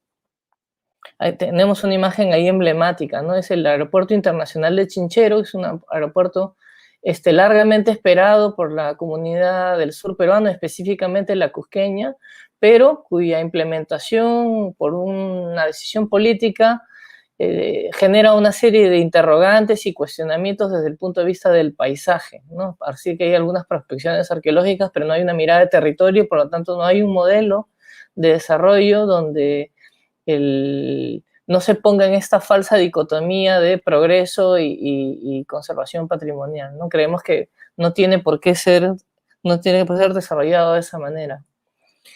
También creemos que dentro de los desafíos que se nos abren a partir de lo discutido, existe el reposicionamiento del patrimonio como construcción social, exige un nuevo énfasis que debe recaer en los sujetos patrimoniales y deben colocar en el centro de las políticas públicas al vecino, al actor local, priorizando su agenda social y calidad de vida antes que la exclusiva rentabilidad económica, ¿no? Que en muchísimos casos hemos podido observar proyectos e intervenciones desde lo local y desde lo regional. Esta es una imagen muy interesante de vecinos de Barrios Altos, que es un barrio popular del centro histórico de Lima, sumamente valioso, con problemas de vulnerabilidad física y vulnerabilidad socioeconómica muy importantes, pero con una fuerte tradición y memoria, ¿no? Entonces ven acá cómo los vecinos en un espacio público en la Plaza Italia de Barrios Altos están solicitando permanecer, pero en mejores condiciones de las que tienen en la actualidad, ¿no? Entonces creemos que esta idea inicial que proponía en la primera ronda, donde hablábamos de situaciones estructurales prepandemia y que la pandemia ha desnudado, o sea, el retorno a esta denominada, o el paso a esta nueva normalidad, que en realidad deben ser nuevas normalidades, porque hay muchas realidades con intensidades y acentos, énfasis diferentes en las regiones y en las mismas realidades urbanas y metropolitanas. Debería exigir una lectura menos universalizadora y que le ponga mucha más atención a atender estas carencias, estas deficiencias estructurales prepandémicas y que permitan que este paso a la nueva normalidad se produzca con un salto cualitativo, ¿no? Y sin ninguna duda el centro de las políticas públicas debe ser el ciudadano. Finalmente, creemos que este proceso de saltos cualitativos o que nos permitirán lograr saltos cualitativos debe repotenciar el rol de lo público, ¿no? América Latina hemos pasado en los últimos 30 años por un sistemático desmontaje del aparato público, de la administración pública, como se venía llevando a cabo en intentos de construcción de estados de bienestar, y más bien el neoliberalismo salvaje y radical ha generado condiciones que ahora, con el escenario de la pandemia, como digo, se han explicitado enormemente, ¿no? Se han desnudado más que nunca. Y entonces esa repotenciación de lo público permitirá asegurar la continuidad no solo de los recursos humanos, sino de las labores de mantenimiento y conservación de dichos bienes monumentales, pero no como fines en sí mismos, sino como mecanismos intermedios que ojalá puedan permitir que esta especie de hiato o de pausa forzada en la cual estamos viviendo permita reordenar el sistema público de gestión patrimonial, mejorando la intersectorialidad de las políticas públicas, optimizando los procedimientos de cara al ciudadano y ojalá permeando su liderazgo con la participación de muchos más actores sociales. Es decir, apostando por un proceso auténticamente patrimonializador que reconecte, revincule y genere que ese disfrute social se produzca con una verdadera apropiação social de esos bienes. Gracias. Obrigado, José. Eu achei muito interessante as ideias que ele trouxe, principalmente quando ele aponta uma falsa dicotomia entre preservação e desenvolvimento. Temos que superar essa dicotomia. E aí acho muito interessante também a perspectiva que ele coloca de superarmos essa dicotomia pensando que tipo de desenvolvimento queremos. E sugere como caminho o que ele chama de repotenciação, reempoderamento da comunidade e do público. Eu acho que isso é importantíssimo. Eu acho que essa pausa nos permitiu ver a importância da dimensão e da esfera pública, tão desvalorizada e tão atacada, muitas vezes, por políticas neoliberais. Vamos agora convidar a Marcela, que vai falar a partir da perspectiva do Chile. Gracias. Sí, para terminar, me gustaría reflexionar cómo veo el futuro desde 3 puntos de vista. Por un lado, y en la línea de lo que les comentaba al principio de la crisis social que estamos viviendo en Chile, creo que aparece la necesidad urgente de debatir sobre el significado y el papel del patrimonio cultural en la sociedad contemporánea. Y en ese sentido, esa relación indisoluble entre desarrollo humano, cotidianidad y patrimonio, pero también en cuanto a valoración y significación. Porque es un hecho que en determinados contextos prima una concepción más estática del concepto de patrimonio que no incluye todas las manifestaciones culturales que merece entonces ser revisada. Y esto genera un desarraigo, quiebres al interior de una sociedad, debilitando a la larga la identidad cultural. Y esto lo veo muy conectado con la oportunidad y el imperativo de desarrollo social y económico vinculado al patrimonio, que por lo demás es algo que, y como se viene diciendo ya hace bastantes años, creo que hay que hacerse cargo de esa tarea. Entonces, esa es una primera cosa, esa reflexión urgente. Por otro lado, creo que debe haber una mayor también reflexión y toma de conciencia sobre los efectos reales que las crisis en sus diferentes manifestaciones y orígenes pueden repercutir en el patrimonio cultural. A nivel de quienes toman decisiones, muchas veces primero se habla evidentemente de los servicios básicos, de la infraestructura crítica, pero como se ha comentado, el patrimonio cultural es transversal, tanto material como inmaterial, y en ese sentido debe comenzar a ser integrado efectivamente o más conscientemente en la discusión. Ese es un escenario deseable de manera que permee en las políticas públicas y en una discusión más generalizada, incluso a nivel de profesionales como nosotros. Y finalmente, el último punto en el que quiero insistir a partir de lo que se comentaba en la pregunta anterior era en avanzar en esta cultura de la prevención para estar mejor preparado para hacer frente a futuros escenarios de crisis. Prevenir implica coordinar una serie de actores diversos, grupos que de alguna forma están relacionados entre sí con determinadas manifestaciones o tipologías del patrimonio, donde cada uno juega un papel, pero tiene que estar esto debidamente articulado, debidamente coordinado. Entonces, la primera medida es acercar a estos grupos y acordar un trabajo conjunto. Debieran entonces planificarse acciones concretas, instalarse capacidades, establecer redes, intercambiar experiencia que vayan en beneficio de las comunidades y su patrimonio cultural. Y cuando hablo de acciones concretas me refiero, por ejemplo, a algo que Saúl también enunciaba, diseñar protocolos de actuación, tanto antes como durante o después. Él se refería a esto que también lo hemos padecido, de esta destrucción injustificada muchas veces por desconocimiento o por, quiero pensar en el mejor de los casos, por desconocimiento o por especulación de bienes después de los sismos. Pero también en este ciclo de gestión de riesgo, también anticipar cómo sería una potencial recuperación, ya sea con reserva de fondos, coordinando ayudas internacionales si cabe, etcétera. En fin, que tanto que la comunidad como los bienes no queden desamparados frente a futuros escenarios de riesgo. Gracias.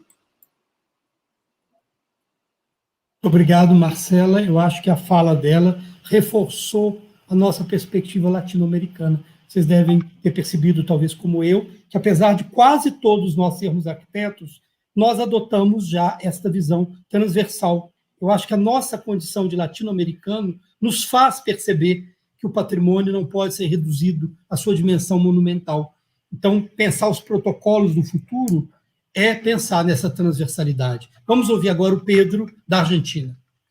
Bueno, el 20 de abril de 2020, ICOMOS, junto a la Comisión de Cultura de CGLU, que es Ciudades y Gobiernos Locales Unidos, y otras 6 redes culturales internacionales, han publicado una declaración sobre cultura y COVID-19. La declaración se elaboró en el marco del compromiso por la Agenda 2030, así como también el compromiso para garantizar que la cultura se sitúe en el centro de la década de acción de las Naciones Unidas para la realización de los ODS. En el texto dice, el mundo se enfrenta hoy a la pandemia de COVID-19 y deberá abordar mañana la necesidad de reconstruir nuestras sociedades en un proceso que debe incluir a la cultura en el centro de la respuesta.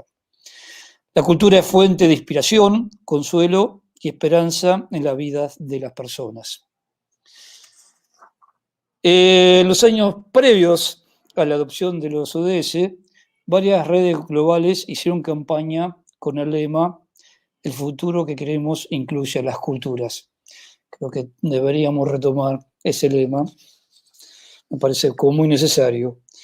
Y finalmente, y para terminar, quería rescatar una frase de nuestro presidente, del presidente ICOMOS, Toshiko Ono, que dice: ICOMOS cree que el patrimonio no solo es un impulsor del desarrollo sostenible, sino también una piedra angular de la recuperación humana y social después de los desastres.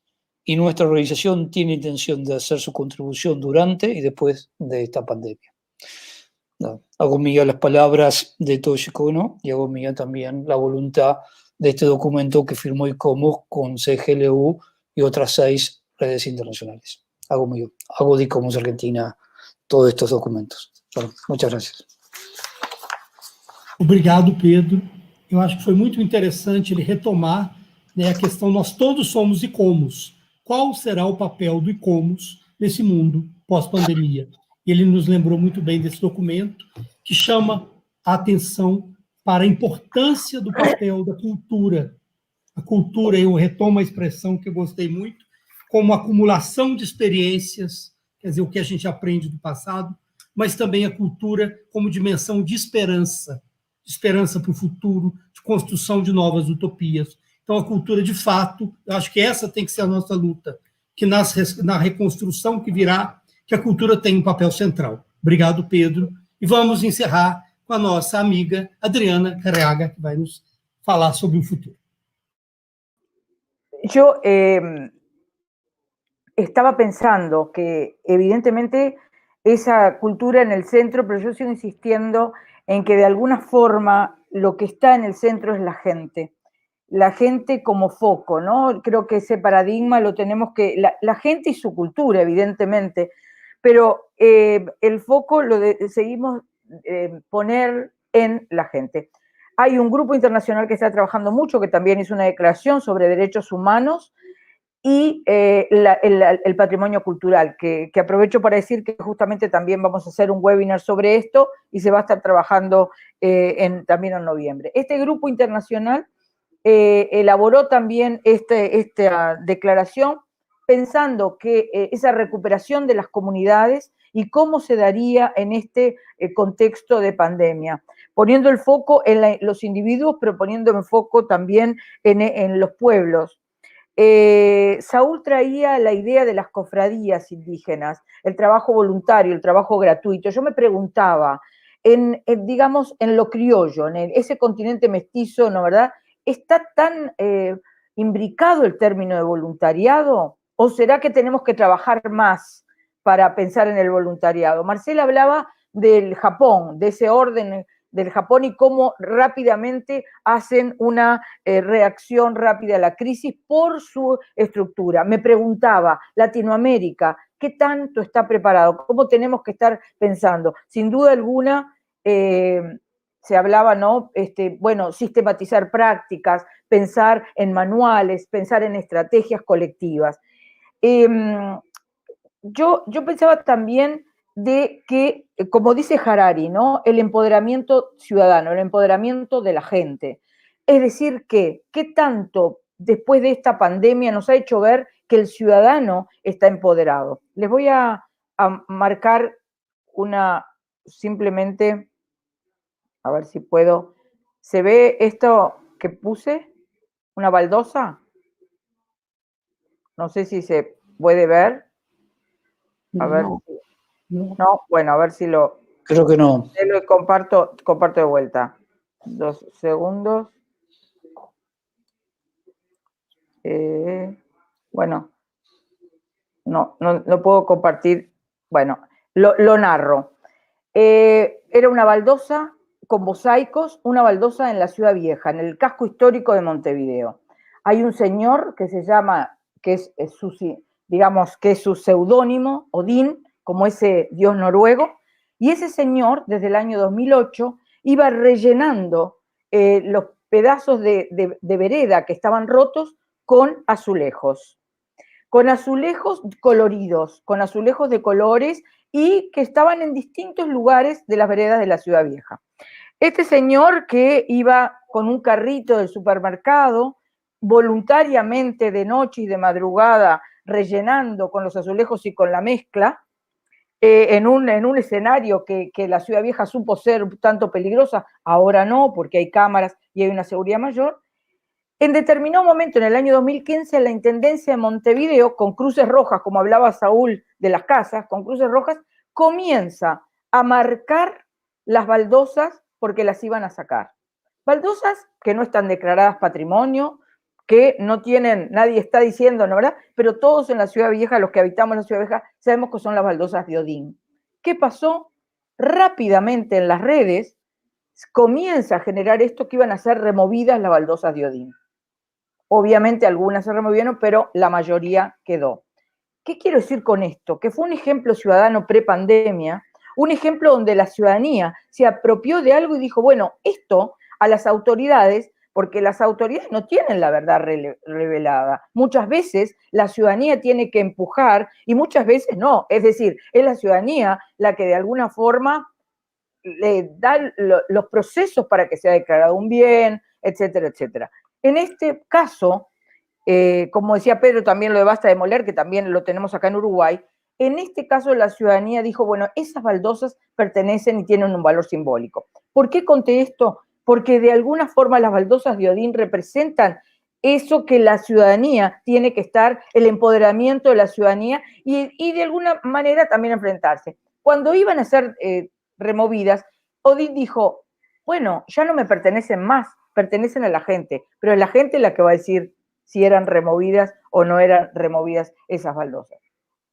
Yo creo que el futuro que veo en el patrimonio es revisitar conceptualmente, pero revisitarlo a lo latinoamericano, es decir, revisitarlo que muchas veces hablamos de ICOMOS con una visión que Latinoamérica a veces está cercana y a veces está más distante, es decir, un modo latinoamericano de ver el patrimonio.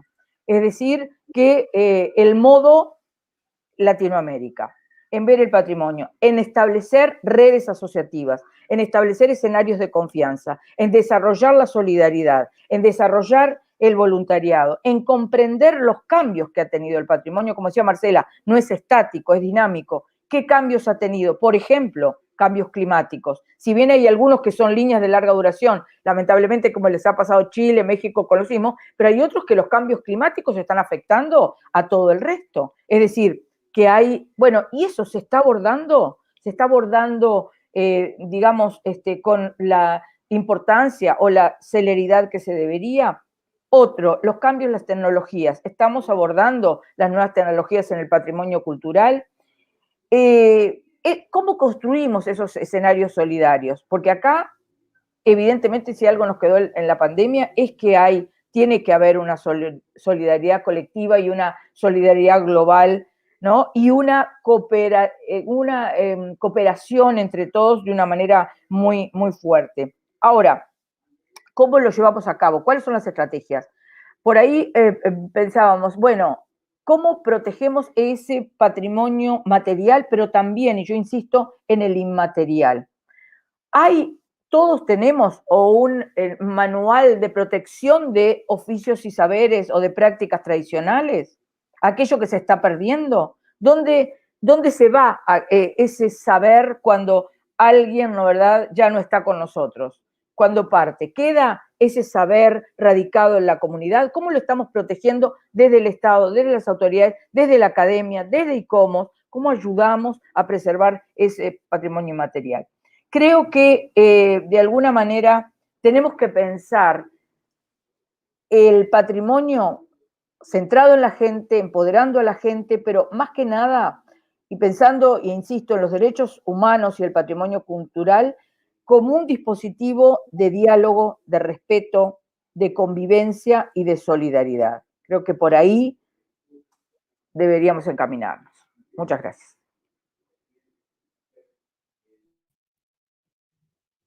Muito obrigado, Adriana. Eu acho que fechamos de novo muito bem esse bloco de perguntas. E para a gente fechar, né, o nosso diálogo hoje, eu acho que a gente poderia continuar conversando muito mais tempo. Infelizmente, temos que encerrar. Eu gostaria, em primeiro lugar, em nome do ICOMOS Brasil e do Grupo LAC, agradecer muito a Adriana, a Marcela, ao Pedro, ao José e ao Saúl por terem aceito o nosso convite e formado esse painel latino-americano. Quero dizer que fiquei muito satisfeito, né? A gente se sente muito reconfortado quando a gente conversa com os nossos colegas latino-americanos. A gente percebe que nós temos, né, muito em comum, temos muito que aprender uns dos outros. Durante muito tempo, os nossos países ficaram muito isolados uns dos outros. Muitas vezes as nossas referências eram europeias ou norte-americanas. Eu acho que se voltarmos o nosso olhar para o nosso continente, teremos muitíssimo que aprender e nos ajudar. E, principalmente, formar aquilo que a Adriana muito bem colocou como redes de solidariedade. Eu acho que a solidariedade é o sentimento que deve nos unir, não só na pandemia, mas pós-pandemia. Então, mais uma vez, quero agradecer a todos. Quero convidar todos a continuarmos essa discussão. Essa discussão não se encerra hoje. Nós vamos continuar a cada 15 dias na nossa série de webinars, preparando-nos para discutir patrimônio e crise no nosso grande encontro de 10 a 13 de novembro, para os quais eu convido todos vocês a participarem, a se inscreverem. Debaixo da tela, da pantalha, vocês têm aí o nosso endereço, com todas as informações do nosso simpósio. Então, venham discutir conosco o que é essa crise e que possibilidade nós temos pós-crise. Muito obrigado e boa noite a todos. Muchas gracias. Muchas gracias. Gracias. Buenas tardes. Gracias. Buenas noches. Buenas noches. Hasta luego. Buenas noches.